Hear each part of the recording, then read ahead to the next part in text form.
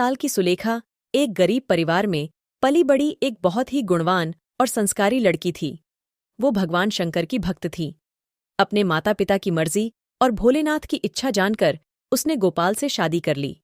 लेकिन विवाह के बाद जब सुलेखा ससुराल पहुंची तो उसकी दोनों जेठानियां, माँ जी, देसी घी दाल में ऐसे चम्मच भर भर कर डाल रही हो जैसे आपकी छोटी बहू अपने साथ कुबेर का खजाना लेकर आई हो। बिल्कुल ठीक कहा आपने भाभी, देवर जी तो पहले ही निठल्ले थे, ऊपर से देवरानी आई वो भी भिखारिन। अभी तो नई बहू घर में आई है, उसके कानों तक तुम्हारी आवाज पहुँचेगी तो उसे कितना बुरा लगेगा। बुरा लगता है तो लगे, पर इस घर में आज से उसी की चलेगी जिसका पति काम करता है। अपनी दोनों जेठानियों की बातें सुनकर सुलेखा की आंखों में आंसू आ जाते हैं। माँ, तुम दोनों भाभियों से बोल दो, मुझे भला बुरा कहती थीं तो ठीक था, लेकिन मेरी पत्नी को भला बुरा कहने की क्या जरूरत है। आप यूँ गुस्सा मत हो, मुझे उनकी बातों का बिल्कुल बुरा नहीं लगा। अगले दिन गोपाल अपने भाइयों से बोला, भैया मैं सोच रहा हूँ आज से मैं भी आप दोनों के साथ दुकान चलूंगा। कोई और काम ढूंढने से अच्छा है अपनी दुकान पर ही बैठ जाऊं। अरे तू अभी दुकान जाकर क्या करेगा? तेरी नई नई शादी हुई है, कुछ दिन अपनी पत्नी को लेकर कहीं घूमने निकल जा। हाँ गोपाल, बड़े भैया ठीक ही तो कह रहे हैं, अभी तुम आराम करो, काम तो हम संभाल ही रहे हैं। गोपाल के दोनों बड़े भाई उसकी कोई बात नहीं सुनते हैं और दुकान पर चले जाते हैं। कितनी बार तुझे कहा था अपने भाइयों के साथ दुकान जाया कर, पर तू मेरी एक नहीं सुनता था। फिर गोपाल भी उदास मन से वहां से चला जाता है। इस घर में कोई नौकर चाकर नहीं है, यहाँ पर काम खुद करना पड़ता है। ऐसे अगर इतनी देर तक पूजा पाठ में लगी रहोगी तो घर के काम कौन करेगा? भाभी, आज मेरा सोमवार का व्रत है, इसीलिए भगवान शंकर की पूजा कर रही थी। भगवान शंकर की पूजा करने और व्रत रखने से घर का काम नहीं हो जाएगा, वो तुम्हें अपने हाथों से ही करना है। कपड़े रखे हैं, जल्दी से निपटा लो, फिर रसोई में खाना भी चढ़ाना है।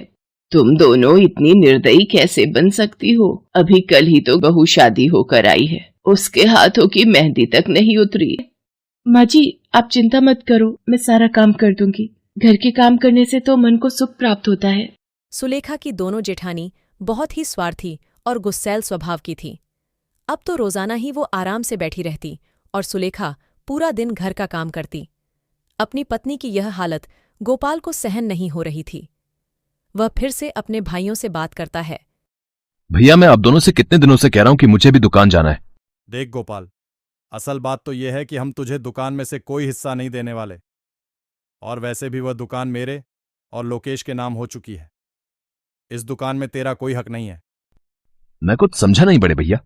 उस दुकान को मैंने और भैया ने अपनी मेहनत से बनाया है। तू तो आज तक कभी दुकान गया ही नहीं। अब तू चाहता है कि पकी पकाई रोटी हम तुझे दे दें, हैं? वो हम कभी नहीं करेंगे। तू कहीं और नौकरी ढूंढ ले। अपने भाइयों की बात सुनकर गोपाल का दिल बहुत दुखी हो गया। फिर जब आधी रात को सुलेखा सो रही थी तब, मुझे माफ कर देना सुलेखा, मैं तुम्हें बिना बताए चिट्ठी छोड़कर जा रहा हूं, पर मैं अब तभी लौटूंगा जब मेरे पास बहुत धन दौलत होगी।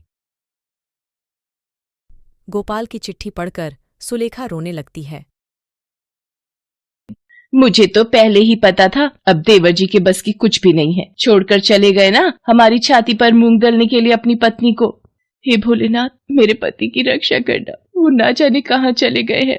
बहुत हो गई तेरी शिव भक्ति। तेरा पति तुझे छोड़कर चला गया है तो अब इसका दंड भुगत। जाकर सारा काम निपटा, रसोई में खाना तैयार कर, आज हमारा पूरी पकवान खाने का बहुत मन है। बेचारी सुलेखा सबके लिए खाना बनाती है। बहू, 2 पूरी और खीर सुलेखा बहू के लिए भी रख दो।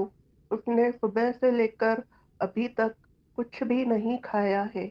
उसका पति पीछे से कोई जायदाद छोड़कर गया है जो मैं उसको पूरी पकवान खिलाऊं? कल की रोटी रखी है, अचार के साथ खा लेगी। ये ले, खा ले रोटी। और हम इतने बुरे भी नहीं है जो तुझे भूखा मार देंगे। इसी तरह सुलेखा अपनी दोनों जेठानियों का अत्याचार सहती रहती है।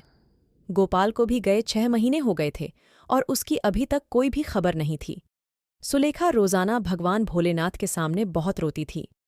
हे प्रभु, आज इनको गए 6 महीने हो गए, इनकी कोई खबर नहीं है। प्रभु, इन्हें सकुशल वापस भेज दो, अब और दुख नहीं सहा जा रहा।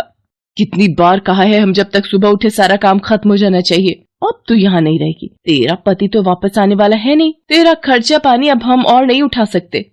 इसे धक्के मारकर बाहर निकाल दो भाभी। अरे छोड़ दो इस बेचारी को।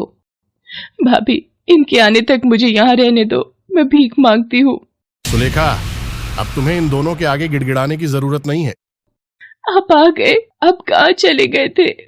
तुमने जितने जुल्म सहने थे सह लिए। अब हम यहाँ एक पल भी नहीं रहेंगे। मैं इतना पैसा कमा लाया हूँ कि तुम्हें ऐशो आराम की जिंदगी दे सकता हूँ। गोपाल सुलेखा और अपनी माँ को लेकर नए घर में रहने चला जाता है। अब गोपाल एक धनी आदमी बन चुका था। गोपाल अपनी माँ और सुलेखा को हैरान देखकर सारी बातें बताता है। घर से निकलकर मैं बहुत उदास था। मैं एक जंगल के रास्ते दूसरे नगर जा रहा था कि अचानक कुछ बदमाश एक बूढ़े व्यक्ति से उसकी धनराशि लूटकर ले जाने वाले थे। मुझसे ये देखा नहीं गया और मैं उनसे सामना करने लगा। तभी वहां से कुछ गुजरते राहगीर मेरी मदद को आ गए और ये देख वो चोर भाग गए। बेटा, तुमने आज मेरी जान बचाकर मेरे ऊपर बहुत बड़ा उपकार किया है। अब चलिए मैं आपको आपके घर तक छोड़ देता हूं। उसके बाद मैंने उन बूढ़े व्यक्ति को अपनी सारी दुख भरी कहानी सुनाई तो उन्होंने मुझे अपने पास ही नौकरी पर रख लिया और पिछले 6 महीने से मैं उनके पास ही काम कर रहा था। उनके कहने पर ही मैं वापस लौटा हूं। अब तो मेरे पास इतनी धनराशि उपलब्ध हो गई है कि मैं अपने परिवार को आराम से चला सकता हूं। यह सब भोले बाबा की कृपा है। आज उन्हीं की वजह से सब कुछ अच्छा हो रहा है। सुनो जी, कल महाशिवरात्रि का पावन त्योहार है, क्यों ना हम इस त्योहार को धूमधाम से मनाएं। सुलेखा की यह बात सुनकर गोपाल और उसकी सास बहुत खुश होते हैं और मंदिर जाकर भगवान भोलेनाथ की पूरे श्रद्धा भाव से पूजा करते हैं।